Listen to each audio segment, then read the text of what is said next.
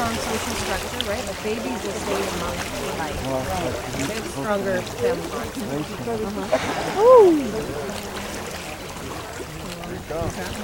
That's still a little one.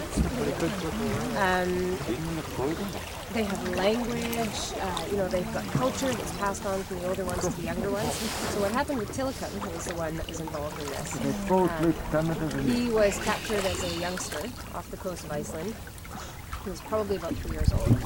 Taken away from mom, put into a little concrete tank. Now when they are put into these concrete tanks, these very, very vocal and very, their hearing is their primary sense, right? It's like putting us into a sensory deprivation chamber. If they vocalize, it bounces off the walls and it comes back at them. So they basically become completely silent. Then he's put in with a couple of other females from completely unrelated groups that are stressed and they have no idea what's going on and they're beating him up. And then as a 10-year-old, he's finally sent down to, Victoria, and he's moved around and he's put in with other whales and he's beat up. You've got all these scrapes all over them because the whales are so stressed out in these tiny little tanks. And you keep them in this area he's in his 30s now, which is unusual. Most of them die within their teens. So picture doing that to a human, right? Taking a small child away from its parents, occasionally putting it in with other groups, moving it around, gets beat up and picked on.